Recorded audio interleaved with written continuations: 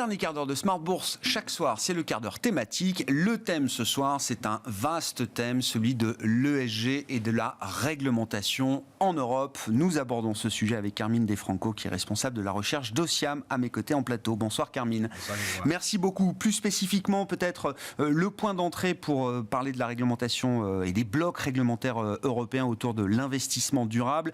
C'est la partie SFDR, donc bon, une partie de la réglementation qui est bien connue aujourd'hui de l'industrie de la gestion d'actifs. Je rappelle en un mot qui oblige les gérants d'actifs, les investisseurs à déclarer, à catégoriser leurs investissements en fonction du degré d'intégration des critères extra-financiers et du degré d'impact ou non qu'on cherche à avoir à travers ces investissements. Une des grandes critiques qui était faite de manière assez consensuelle, c'est que cette réglementation européenne n'était pas assez claire.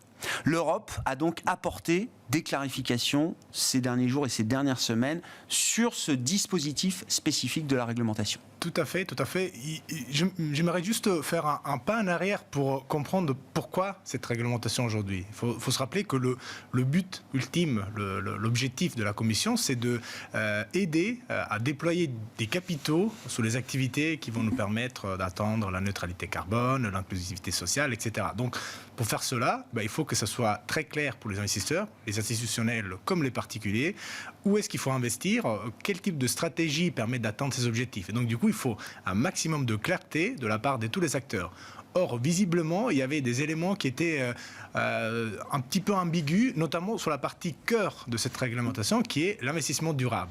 Qu'est-ce qu'un investissement durable? Comment on arrive à démontrer que mon argent sert un objectif qui est aligné avec mon éthique personnelle. Et donc, du coup... C'est la définition du mot sustainable ou durable n'était pas... Donc, il était un peu au cœur de la réglementation. Il a suscité beaucoup de débats, beaucoup d'ambiguïtés. Et d'ailleurs, en fin d'année dernière, on a connu beaucoup de ce qu'on appelle des downgrades, beaucoup de fonds qui étaient avant article 9, qui a été un peu le sommet, quelque part, de la réglementation, qui sont passés en article 8 parce qu'ils anticipaient, à juste titre, à mon avis, une sorte de risque réglementaire. Donc, on ne sait pas. C'est pas très clair, c'est pas très bien défini, donc on recule.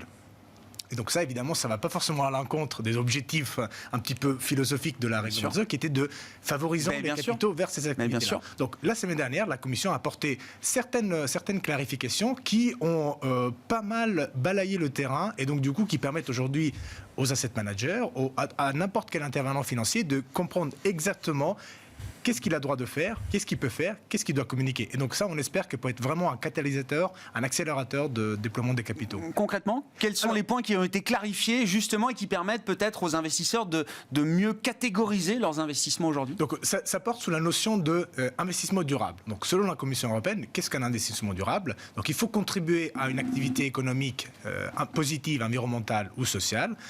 Et il faut investir dans des activités qui ont des bonnes règles de gouvernance et qui ne nuisent pas à d'autres objectifs. Donc, je fais un exemple. Vous pouvez avoir une entreprise qui fait un produit ou un service qui réduit les empreintes carbone, dont la gouvernance suit les bonnes pratiques et qui, en plus, ne veut pas nuire à un autre objectif. Par exemple, des pratiques salariales très peu... moins disantes. Moins disantes, voilà. Donc, ça...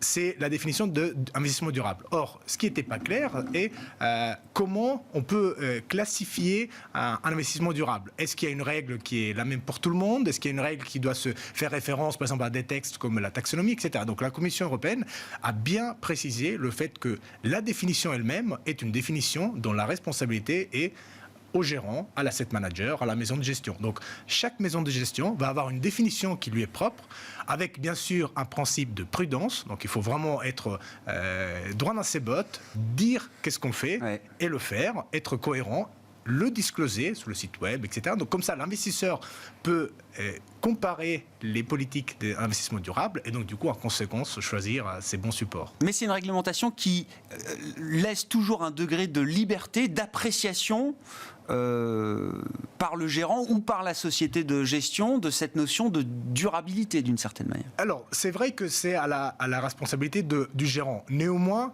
le principe de prudence est bien rappelé. Ça veut dire qu'il faut quand même être en mesure de démontrer que les activités contribuent à un objectif environnemental ou social. Donc, en revanche, la liberté qui est laissée au gérant, c'est quelque chose qui aujourd'hui est le meilleur compromis.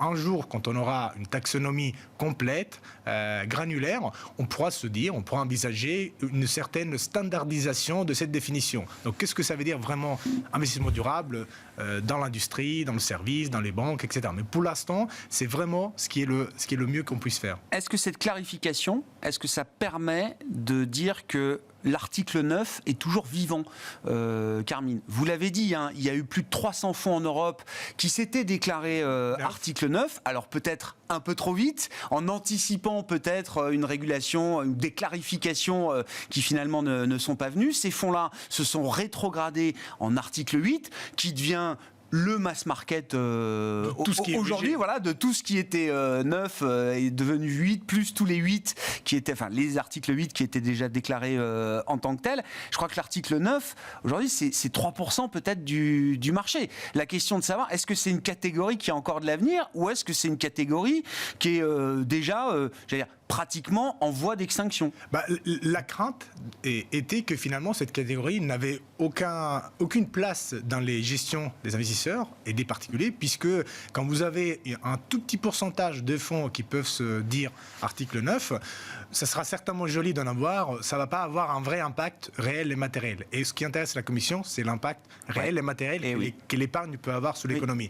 Donc il faut que cette catégorie existe. En ce qui concerne les fonds qui ont été déclassés en article 8, la plupart, donc c'est vrai qu'il y en a eu certains qui peut-être ils ont allé un petit peu trop vite, ou ils ont interprété d'une certaine manière, mais disons que la plupart de ces fonds étaient des fonds indiciels qui suivaient ces indices Paris-aligned, pour lesquels on n'était pas alignés sur les accords de Paris. Donc les trajectoires climat de la COP 2050 de Paris. Exactement. Donc, d'accord. Et ces fonds-là, disons, de manière un petit peu intuitive, avaient été classés en article 9, puisque le raisonnement était, c'est des indices qui ont été promus par la Commission européenne sous l'objectif principal de nos sociétés, de nos économies. Donc, par définition, c'est l'objectif auquel tout le monde doit s'y tenir. Ça semblait une garantie sérieuse quand même de se dire je suis aligné sur les accords de Paris, je peux être article 9. C'est compliqué de faire mieux que de faire l'objectif le plus compliqué que nous avons devant nous. Et donc, néanmoins, cette technicité entre l'investissement durable, les contraintes, ont fait que on n'était pas certain que les indices, et donc les fonds qui suivent passivement, donc c'est important de le rappeler, c'est passivement, donc qui pouvaient satisfaire la définition article 9. Donc la Commission européenne, là aussi, il a apporté des clarifications. Et encore une fois, l'objectif derrière, il faut toujours se mettre à la place du régulateur. Quel est son objectif derrière ? La plupart des investisseurs, surtout les gros investisseurs institutionnels, ont énormément d'assets qui sont investis sur des indices traditionnels, le S&P 500, le MSCI Europe, etc. Il faut que cette partie du portefeuille puisse elle-même transitionner, migrer vers des indices qui soient alignés avec les accords de Paris. Il faut faire bouger le stock. Et comment le faire bouger le stock si les indices sous-jacents ne peuvent pas donner cette garantie de transparence qui est la sienne de l'article 9. Et donc ça a été clarifié. Donc aujourd'hui, voilà, on estime qu'il y aura beaucoup de upgrades. Oui, c'est ça. Voilà, on va avoir une phase de reclassement du 8 vers le 9. Il est fort probable, puisque la Commission a été très claire là-dessus. L'objectif de suivre passivement l'accord de Paris est un objectif durable. Et donc, en ce cas, vous devenez un article 9. Autre grand enjeu, et vous en avez dit un mot, donc SFDR, c'est la déclaration des investisseurs, taxonomie, là aussi il y a un travail en cours, c'est le grand dictionnaire, on va dire, de ce qui est vert, brun, ou entre les deux, d'une certaine manière. Tout ça est aussi catégorisé, ça a été l'objet de débats politiques intenses, évidemment. La place du nucléaire a été un exemple. On parle de taxonomie verte, donc les aspects liés à l'environnement. Pour l'instant, il y aura une taxonomie sociale également en préparation, c'est le but.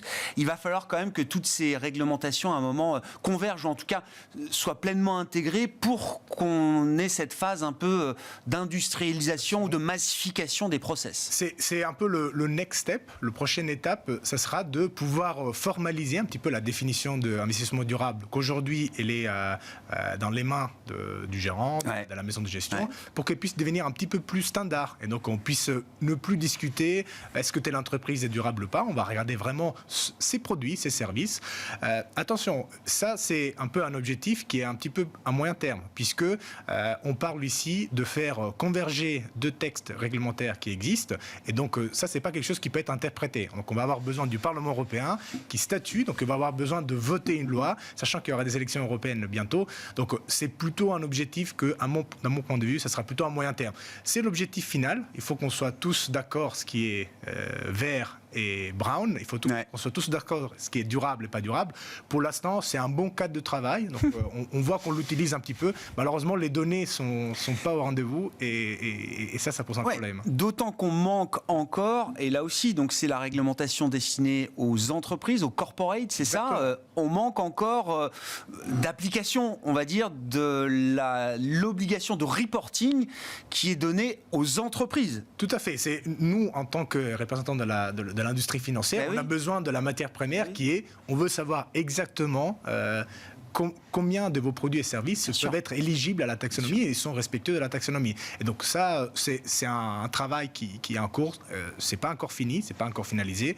Je pense que là aussi, la Commission européenne espère que tout cela se fasse de manière assez graduelle. Et donc du coup, évidemment, les premières années, ça va être un peu instable. Il y en a beaucoup qui se plaignent du fait que la réglementation change. C'est normal, c'est un énorme chantier, mais il faut toujours garder en tête l'objectif final, c'est de passer à l'échelle. C'est ce que j'allais dire. On n'a plus le temps de pouvoir dire une petite stratégie, une petite approche. Il faut vraiment que tout le marché financier, donc à l'échelle, puisse aller vers des investissements durables. Vous qui suivez ça de près, Carmine, oui, on n'a pas perdu le cap. C'est-à-dire que le risque avec en plus l'Europe qui se vit comme une puissance réglementaire éternelle, le risque c'est toujours de perdre un peu le sens du voyage et de se perdre dans des méandres et des débats réglementaires sans fin, en oubliant un peu parfois le but ultime. Là, on a le cap en tête. Le cap, il est là, il est clair. À la fin, donc dans un monde idéal, il faudrait qu'un investisseur, que ce soit un grand investisseur professionnel ou un particulier, puisse très rapidement et facilement, en quelques clics, pouvoir déployer son épargne sur des sous-jacents qui lui sont proches d'un point de vue éthique, d'un point de vue social, et pour lequel la formation elle est très claire et très transparente. Et c'est que comme ça qu'on arrivera à mobiliser l'épargne. Si on laisse les articles 9 dans une petite niche qui ne représente pas du tout le marché, on ne tiendra pas le cap. Et ce qui compte, c'est l'objectif final, en l'occurrence sur l'environnement, 2050 net zéro. Merci beaucoup, Carmine. Merci d'avoir été avec nous et d'avoir pris le temps de revenir sur ces dernières évolutions, avancées, cette dernière actualité réglementaire autour de l'ESG en Europe. Carmine Defranco, responsable de la recherche d'Ociam, qui était l'invité du quart d'heure thématique de Smart Bourse ce soir. Voilà pour cette édition. On se retrouve demain à 12h30 en direct sur Bismart.